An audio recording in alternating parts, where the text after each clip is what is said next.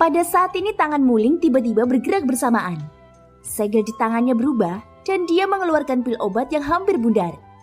Tunggu sebentar lagi. Tunggu 5 napas lagi sebelum pil ini akan memadat sepenuhnya dan menjadi pil lengkap. Teriak Muling. Pil lengkap? Pil lengkap sebenarnya akan muncul. Ku dengar pil lengkap ini setara dengan memiliki kehidupan ekstra. Sial. Mari kita lihat siapa yang berani merebutnya dariku. Ucap orang-orang serakah di antara penonton itu. Godaan pil lengkap ternyata sempat membuat sebagian orang menjadi gila. Mata mereka merah saat menatap kuali obat di depan Muling. Jubah di permukaan tubuh mereka bergetar secara tidak wajar dan mereka mengambil posisi seolah-olah siap menerkam kapan saja.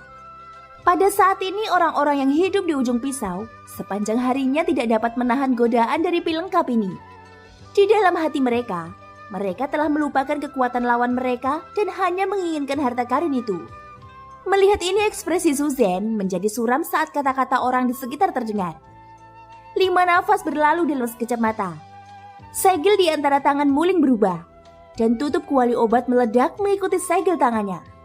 Api hijau berubah menjadi naga api tebal yang berputar di udara dan meraung ke langit. Seolah-olah seekor naga sungguhan telah muncul. Naga api itu memegang pil hijau seukuran lengkeng di mulutnya. Setelah itu naga api memutar tubuhnya dan menyerbu ke langit. Badan pil memancarkan cahaya hijau ke segala arah. Bersama dengan aura kuat naga api, itu membuat dunia terpesona. Pada saat ini kelompok Dowang dan Dohuang yang gila juga melihat pil lengkap di langit dengan mata penuh hasrat. Segera sayap Doki di punggung mereka mengepak. Kemudian tubuh mereka bergerak dan mereka bergegas menuju naga api. Melihat dari jauh, seolah-olah aliran cahaya yang tak terhitung jumlahnya terbang ke langit. Pemandangan ini membuat pupil mata Muling menyusut karena terkejut. Meskipun dia senang karena dia bisa menyempurnakan pil lengkap, dia juga tahu betapa sulitnya menyempurnakan pil lengkap. Namun pada saat ini ketika dia melihat sekelompok orang ini tanpa malu-malu berkerumun ke depan, dia secara alami sangat cemas di dalam hatinya. Pil obat yang kusuling malah akan menjadi gaun pengantin orang lain. Sungguh dunia yang buruk, ucap Muling berkata dengan sedih. Tiba-tiba dengusan lembut keluar dari tempat yang tidak diketahui. Kelompok Dowang dan Dohuang yang terbang ke depan semuanya secara paksa dikirim terbang dengan kekuatan tak terlihat. Melihat pemandangan ini, Muling tanpa sadar mengalihkan pandangannya ke arah Xiaoyan. Dia tidak mengenal Xiaoyan, namun orang ini sebenarnya telah membantunya. Mengapa dia melakukan hal tersebut? Mungkinkah dia juga akan menjadi salah satu orang yang akan merebut pilnya? Memikirkan hal ini, rasa terima kasih di mata Muling saat dia melihat Xiaoyan juga menghilang. Yang tersisa hanyalah kewaspadaan dan ketakutan.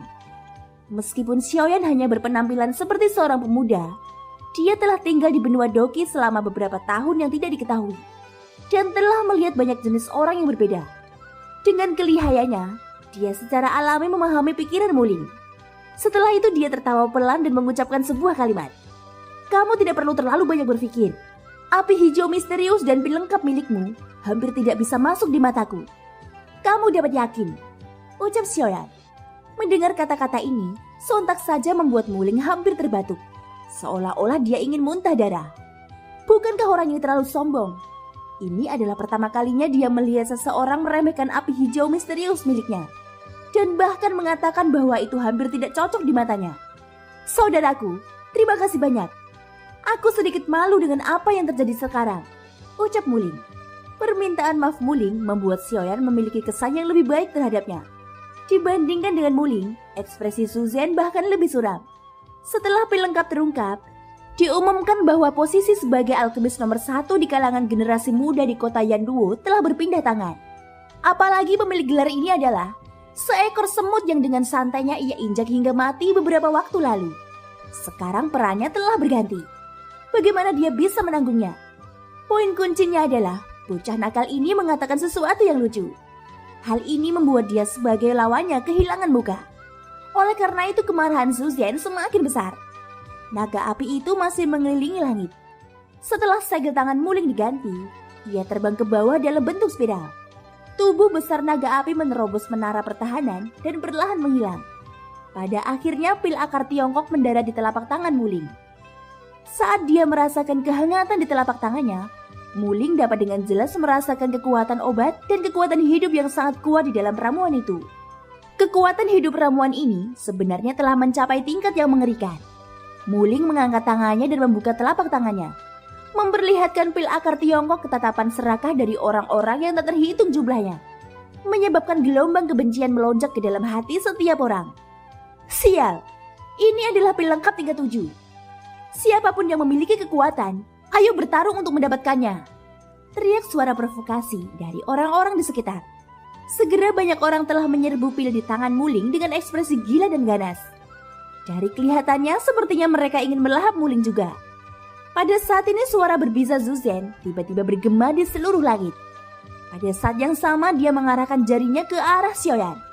Klan suku akan membalas siapapun yang bisa membantuku membunuh kedua orang ini. Selain itu pil akar Tiongkok ini juga akan menjadi milik orang itu, ucap Zuzen. Saat kata-kata yang penuh dengan godaan ini menyebar, kerumunan yang semula sudah hadir menjadi lebih penting daripada kehidupan mereka. Melihat sikap kejam Zuzen, hadiah besar ini jelas bukan sesuatu yang asal-asalan. Jika mereka cukup beruntung menjadi tetua tamu keluarga Su, posisi seperti itu akan menjadi yang kedua setelah satu orang dan di atas puluhan ribu orang dalam radius beberapa ribu mil. Selain itu mereka dapat menikmati sumber daya yang tak terhitung jumlahnya. Bagaimana mereka bisa menyerah begitu saja selagi kesempatan sudah ada di depan matanya? Di mata mereka, kebaikan Tuan Muda Su bahkan lebih besar daripada kebaikan seorang pangeran dari kerajaan surgawi. Bagaimanapun ini adalah dunia di mana kekuatan dihormati. Tidak mungkin bagi mereka untuk tidak bergerak. Oleh karena itu ketika suara Zuzen terdengar, kelompok Douang dan Dohuang ini yang berjumlah setidaknya 100 orang telah dengan gila-gilaan menyerang Xiaoyan dan Muling. Ekspresi Muling sedikit berubah. Dia juga sangat takut dengan kerumunan ini. Di sisi lain Zuzen tersenyum dingin dan sambil melihat Muling dan Xiaoyan dari samping. Kamu pasti buta untuk memprovokasiku. Aku adalah Tuan Muda Klan Su. Hidupmu akan berakhir hari ini setelah memprovokasi Tuan Muda ini. Jika kamu ingin menyalahkan seseorang, salahkan dirimu sendiri karena buta dan berada di pihak yang salah, ucap Zuzen berkata dengan dingin ketika dia menatap Xiaoyan. Namun pada saat ini, Su Pei maju selangkah dan berdiri di depan Zuzen. Matanya menatap Xiaoyan saat firasat buruk yang tak terlukiskan muncul di hatinya. Wajah Xiaoyan tanpa ekspresi ketika dia menghadapi kerumunan orang gila. Sejak awal, dia tidak suka membunuh. Menghadapi orang-orang ini, dia bahkan tidak tega membunuh mereka. Mungkin ini adalah penghinaan dari yang kuat terhadap yang lemah. Xiaoyan mengabaikan kerumunan orang gila itu. Sebaliknya dia berbalik dan menatap Su Pei. Ditatap oleh Xiaoyan, lubuk hati Su Pei tiba-tiba bergetar. Tanpa sadar mata yang dia lihat pada Xiaoyan dipenuhi ketakutan. Bolehkah aku tahu siapa kamu dan dari mana asal gurumu? Ucap Su Pei. Pada saat ini bahkan Su Pei seorang elit Dozun memiliki perasaan serius ketika dia berbicara dengan Xiaoyan. Xiaoyan mengabaikannya. Sebagai gantinya dia membalikkan tangannya dan menamparnya dengan keras. Detik berikutnya Douang dan Dohuang yang menyerbu dalam jarak 100 meter dari Xiaoyan terlempar ke belakang dengan keras. Rumah-rumah di daerah ini juga dihancurkan menjadi reruntuhan oleh kelompok ahli yang dikirim terbang mundur. Awalnya aku tidak ingin melakukan apapun. Namun generasi muda sepertimu memiliki niat untuk membunuhku. Ini adalah sesuatu yang tidak aku sukai, ucap Xiaoyan. Jadi apa yang ingin kamu lakukan? Tanya Su Pei dengan mata menyipit. Dia menatap Xiaoyan dengan penuh perhatian. Nada suaranya jelas berubah. Dia tahu kemungkinan besar pertempuran besar tidak dapat dihindari hari ini. Mata acuh tak acuh Xiaoyan secara acak melirik ke arah tertentu. Baru kemudian dia berbicara dengan suara pelan. Bukannya aku ingin melakukan apapun. Sebaliknya Tuan Muda mulai yang memulai semuanya. Sekarang karena kalian ingin berurusan denganku, mengapa kalian perlu mengatakan omong kosong lagi? Datang saja langsung padaku, ucap Xiaoyan. Ekspresi Su Pei tiba-tiba berubah dingin saat mendengar ini. Dia mendengus dingin dan doki agung melonjak keluar dari tubuhnya. Tangan kanannya tiba-tiba terkepal dan kemudian dia mengayunkannya, mengubah tinjunya menjadi cakar yang mencengkeram Xiaoyan. Bocah, kamu sungguh arogan. Terimalah serangan ini dariku. Tangan Yama, mati, teriak Su Pei. Dalam menghadapi serangan ini, tubuh Xiaoyan tidak bergerak sedikit pun. Tubuhnya berdiri di samping dan aura tak kasat mata yang dapat menopang langit menyebar dengan tenang, menyebabkan gelombang angin dingin bersiul di area ini. Pada saat ini serangan Su Pei akhirnya sampai di depan Xiaoyan. Melihat wajah tenang Xiaoyan, Su Pei mendengus dingin di dalam hatinya. Dia dengan dingin menertawakan kesombongan dan ketidaktahuan Xiaoyan. Doki di telapak tangannya bahkan lebih diaglomerasi dan kekuatannya bahkan lebih besar dari sebelumnya. Namun pada saat berikutnya tubuh Supei dan cakar yang mencengkeram Xiaoyan tidak mampu bergerak 1 inci pun. Seolah-olah ada penghalang tak terlihat di depan Supei. "Bajingan! Meledak untukku!" teriak Supei. Doki di dalam tubuhnya berkumpul di telapak tangannya. Dalam sekejap ia telah berubah menjadi gugus cahaya raksasa dengan radius 10 kaki. Gugus cahaya ini tampak sejernih mutiara kristal es. Banyak petir berkelap-kelip dengan cahaya petir yang menyilaukan di luar gugus cahaya, memberikan aura yang luar biasa. Manik guntur bergulir, menggumpal, teriak Supei. Gugusan cahaya yang sangat besar dengan cepat berkumpul di telapak tangan Supei dengan kecepatan yang terlihat dengan mata telanjang. Aura di dalamnya pun menjadi semakin kental dan ganas. Kemungkinan bahkan Dozun bintang 7 akan kesulitan menahannya jika meletus. Semua orang di luar arena secara alami dapat merasakan aura yang semakin kuat di dalam gugus cahaya. Tubuh semua orang dengan cepat mundur hingga mencapai cakrawala. Dari sini orang dapat mengetahui betapa kuatnya gugus cahaya ini. Di sisi lain, Xiaoyan masih mempertahankan sikap tenang dan acuh tak acuh dalam menghadapi hal ini. Seolah-olah semua ini tidak ada hubungannya dengan dia. "Kakak kelima, berhenti. Jangan sakiti dirimu sendiri. Tunggu aku bertukar 100 pukulan dengan bocah ini." Tiba-tiba sebuah suara terdengar dari cakrawala yang jauh. Segera setelah itu seberkas cahaya menembus ruang kosong seperti kilat. Dalam sekejap itu melintas dan tiba di samping Xiaoyan. Aura kuat Dozun bintang 8 tiba-tiba tercurah saat sebuah tinju menghantam Xiaoyan dengan keras. "Nak, dari mana asalmu? Kamu sebenarnya sombong hanya karena kamu memiliki sedikit kekuatan. Hari ini izinkan aku melihat dari mana keberanianmu berasal," ucap orang yang baru saja datang itu. Jelas orang tua ini juga merupakan salah satu penatua agung dari klan Su. Wajah Xiaoyan tetap acuh tak acuh menghadapi teriakan marah dari lelaki tua itu. Dia bahkan tidak melirik ke arah tinju yang terbang dengan ganasnya. Xiaoyan dengan lembut mengangkat tangannya di depan mata semua orang. Telapak tangannya dengan lembut menyentuh tangan lelaki tua itu. Sebuah tinju dan telapak tangan tiba dengan tenang. Saat keduanya bertabrakan, dunia menjadi sunyi. Seolah-olah tidak terjadi apa-apa. Serangan liar dan kuat lelaki tua itu seperti tinju dari seorang lelaki tua biasa. Ia tidak memiliki kekuatan apapun untuk dibicarakan. Bagaimana ini mungkin? Siapa sebenarnya kamu?" ucap terkejut lelaki tua itu. Ekspresinya langsung berubah. Dia dapat dengan jelas merasakan bahwa saat tinjunya bersentuhan dengan telapak tangan pemuda di depannya, doki di dalam tubuhnya telah tersegel sepenuhnya. Saat ini dia tidak berbeda dari orang tua biasa. Faktanya dia bahkan lebih lemah dari orang tua biasa.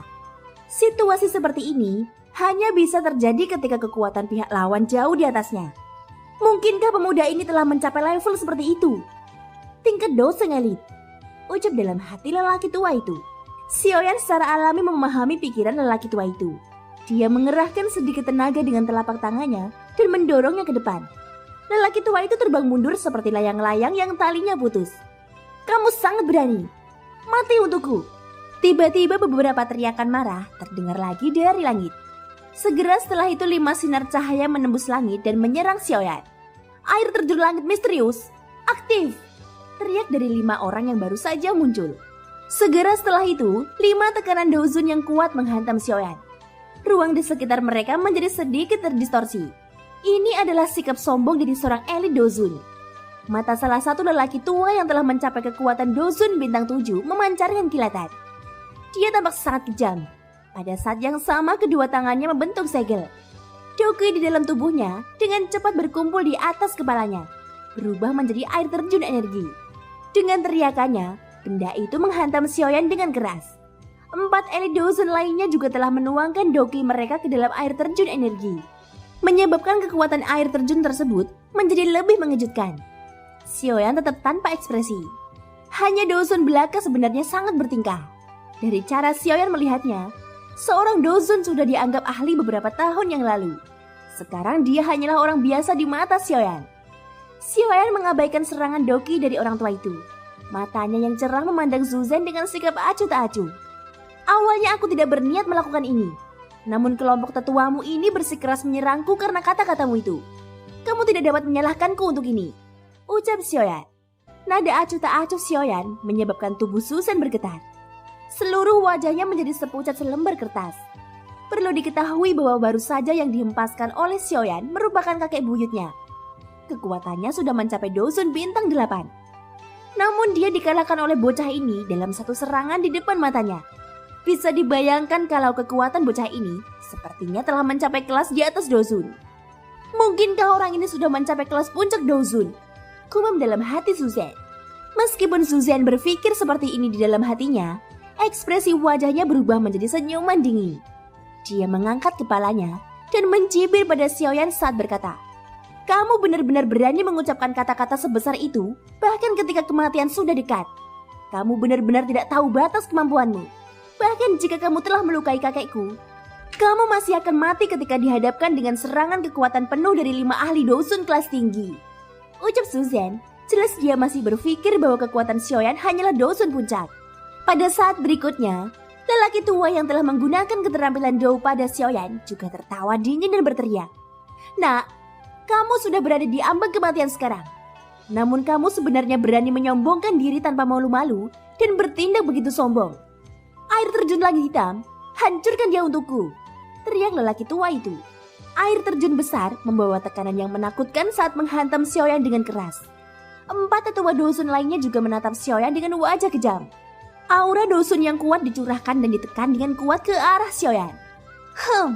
Sungguh berisik," ucap Xiaoyan. Saat air terjun yang menjulang tinggi mendarat di langit di atas kepala Xiaoyan, Xiaoyan tiba-tiba melambaikan lengan bajunya. Energi tak kasat mata langsung menyapu seluruh tempat. Penindasan kekuatan penuh terhadap 5 elit Dosun tampaknya bukan apa-apa karena langsung berhasil ditembus. Ia menyapu ke segala arah tanpa jeda. Pada saat ini, orang-orang di sekitar yang telah menghindar hingga ribuan kaki jauhnya tidak bisa untuk tidak tercengang. Mata mereka dipenuhi ketakutan saat mereka melihat Xiaoyan. Jika aku mengingatnya dengan benar, elit Dosun yang telah menyerbu ke langit sebelumnya seharusnya menjadi orang terkuat saat ini di klan Su. Dia adalah kakek Suzan, merupakan Dosun bintang 8 puncak yang asli. Dia hanya selangkah lagi untuk mencapai Dosun bintang 9, ucap salah satu tokoh yang menonton dari kejujuran itu. Kerumunan segera berubah menjadi keributan setelah suara ini dikeluarkan. Bahkan seorang ahli terhebat yang sebanding dengan Dosun bintang 9 dipaksa mundur oleh satu serangan dari pemuda itu. Seberapa besarkah kekuatan pemuda ini? Karena lelaki tua itu adalah Dosun bintang 8, kemungkinan besar yang terlemah dari 5 elit Dosun yang datang setelahnya adalah Dosun bintang 5. Jawab salah satu orang yang menonton pertarungan.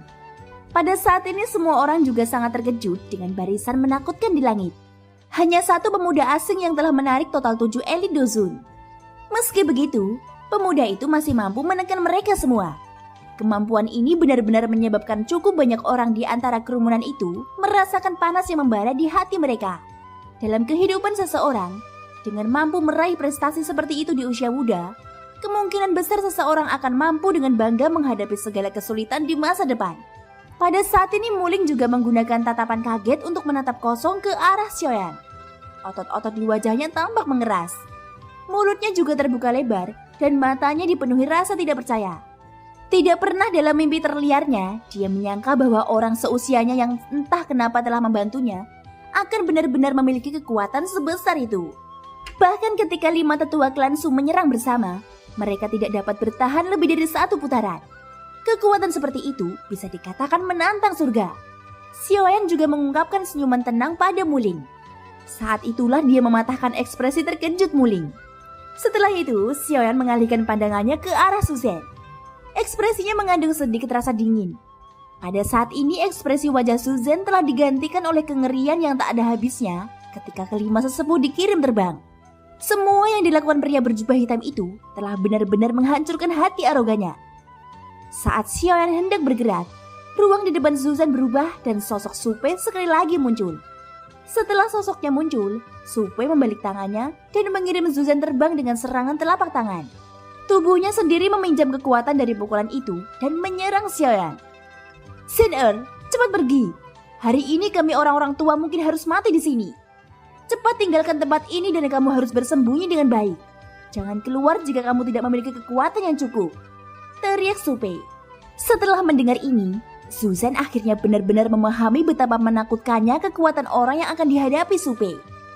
Sehubungan dengan hal ini, Sedikit ketidaksabaran muncul di hati Xiaoyan. Dia tidak mengatakan bahwa dia akan membunuh siapapun. Tetapi orang-orang tua ini bersikeras mempertaruhkan nyawa mereka berkali-kali. Ini benar-benar membuatnya agak marah di dalam hatinya. Dengan mendengus dingin, tubuh penyerang depan Su Pei tiba-tiba berhenti. Segera setelah itu Xiaoyan membanting telapak tangannya ke depan. Suara ledakan muncul dan Su Pei telah berubah menjadi ketiadaan. Bahkan tidak ada satupun daging yang tertinggal. Sebelum Xiaoyan bergerak, sosok lain melintas dan muncul di depan Su Zhen.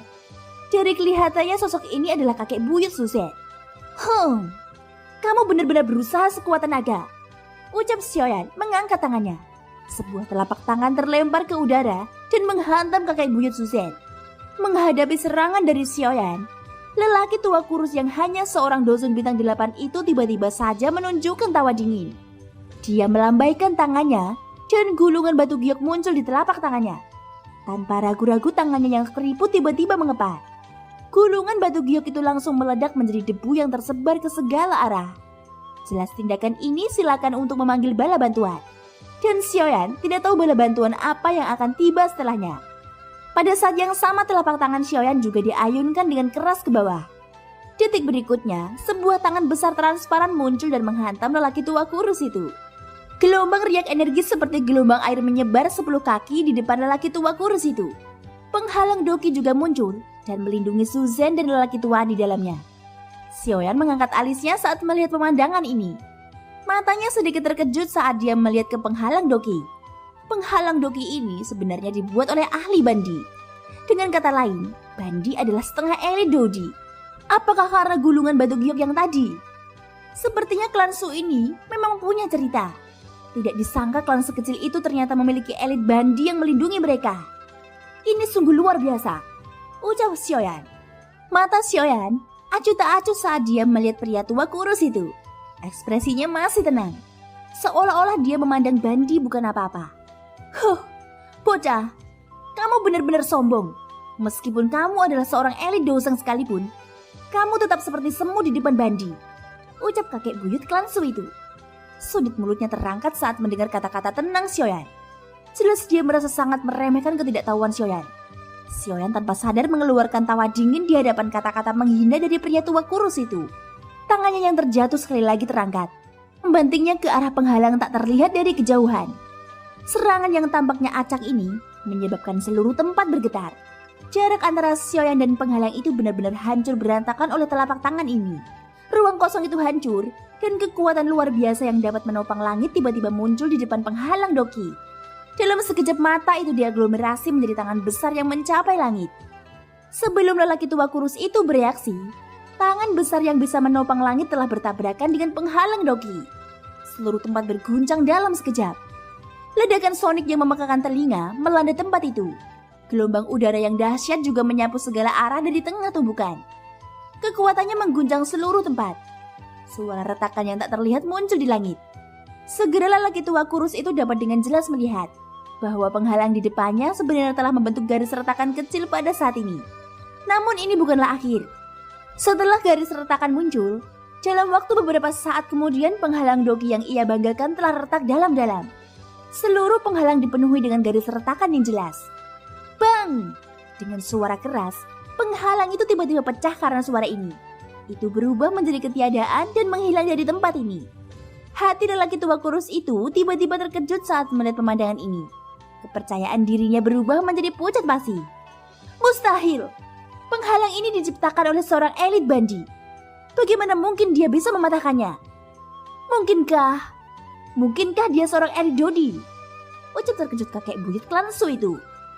Xiaoyan mengabaikan duo kakek dan cucu di depannya setelah penghalang itu hancur. Sebaliknya dia membalikkan tubuhnya dan Doki di tubuhnya tiba-tiba mengalir keluar dan menghantam ruang kosong di samping tubuhnya. Dengan suara teredam, sosok Xiaoyan bergetar dan mundur beberapa langkah. Namun tanah di bawah kakinya telah berubah menjadi lubang besar selebar 300 meter. Kekuatan Dodi elit sebenarnya sekuat ini. Dia baru saja terjatuh beberapa langkah. Namun dia telah menciptakan kawah yang begitu besar. Kemungkinan bahkan serangan habis-habisan dari puncak Dosun akan mengalami kesulitan dalam menciptakan lubang sebesar itu. Kamu adalah Dodi elit. Namun kamu telah menggunakan metode rendahan seperti itu. Ini bertentangan dengan statusmu, ucap Xiaoyan. Tubuhnya tidak bergerak, tubuhnya berdiri di udara kosong. Sudut mulutnya berisi senyuman dingin saat dia berbicara dengan suara samar. Pemenangnya adalah raja dan yang kalah adalah bandit. Anda tidak pernah peduli dengan prosesnya. Mengapa Anda harus begitu terobsesi dengan wajah Anda? Ucap sebuah suara bergema. Segera setelah itu sosok berjubah hitam ungu muncul di depan Xiaoyan. Xiaoyan tersenyum, wajahnya menunjukkan ekspresi mengejek saat dia tertawa dingin.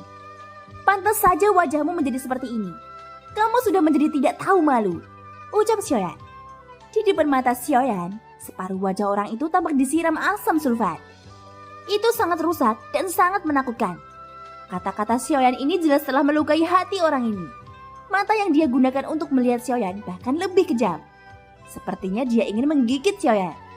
Wajah aslinya yang rusak tampak lebih menakutkan saat ini. Namun tiba-tiba tawa liar keluar dari mulutnya. Anak nakal. Lelaki tua ini sudah berkuasa selama bertahun-tahun. Ada banyak orang yang menghina dan mengejek lelaki tua sepertimu ini. Aku khawatir setidaknya ada beberapa ratus dari mereka. Tahukah kamu apa yang terjadi kepada orang-orang yang menghina dan mencemooh orang tua ini? Ucap sosok dengan wajah rusak itu. Mulut Xiaoyan terangkat menjadi senyuman dingin saat mendengar ini. Nada suaranya tenang saat dia menjawab. Mereka semua sudah mati bukan? Ucap Xiaoyan. Benar, mereka semua dibunuh oleh orang tua ini. Tidak ada satupun dari mereka yang berhasil melarikan diri. Terlebih lagi di antara mereka ada beberapa orang yang telah mencapai level bandit sepertimu. Ucap sosok dengan wajah rusak itu. Kerumunan yang berdiri di tepi langit segera berdiri setelah kata-kata lelaki tua itu terdengar. Berdasarkan apa yang dikatakan orang tua itu, dia pernah membunuh seorang ahli luar biasa di tingkat bandi. Bukankah ini berarti kekuatannya setidaknya berada di level Dodi? Melihat Xiaoyan lagi, serangan diam-diam dari ahli tingkat Dodi ini telah dengan mudah ditangani olehnya. Kalau begitu bukankah kekuatan Xiaoyan juga berada di level Dodi? Dalam satu hari, para pembudidaya liar ini yang menghabiskan hari-hari mereka di ujung pedang sebenarnya telah bertemu dengan dua ahli tingkat Dodi yang bahkan tidak berani mereka bayangkan. Bagaimana mungkin hal ini tidak membuat mereka terkejut dan terharu? Hanya dalam sekejap, kerumunan yang hendak meletus kembali terdiam. Kekuatan seorang ahli tingkat Dodi bukanlah lelucon. Jika ada di antara mereka yang benar-benar membuat marah keduanya, kemungkinan besar kelompok mereka yang tampaknya besar akan berubah menjadi abu hanya dengan satu pikiran. Pada titik ini pencegahan dari ahli tingkat Dodi bisa dilihat. Penindasan ahli tingkat Dodi tidak hanya sebatas pada tubuh seseorang, tapi juga kendali sejati atas jiwa seseorang. Di hadapan ahli tingkat Dodi, yang bisa dirasakan hanyalah bahwa semua usaha yang dilakukan seseorang hanyalah tumpukan gelembung. Itu hanya ilusi dan tidak mungkin. Hari ini markas kota Yanluo pasti akan menjadi milik dua orang di depan mereka. Oleh karena itu ketika kerumunan terdiam, mereka semua dengan cepat mundur. Perlu diketahui bahwa bahkan gempa susulan dari serangan ahli tingkat Dodi sudah cukup untuk menghancurkan mereka. Xiaoyan dengan lembut melirik kerumunan yang mundur dengan cepat. Sudut mulutnya membentuk senyuman tipis. Dia memiringkan kepalanya untuk melihat lelaki tua dengan wajah setengah rusak itu. Lalu tersenyum dan berkata, "Karena mereka telah membukakan ruang untuk kita, bukankah pertempuran kita harus dimulai?"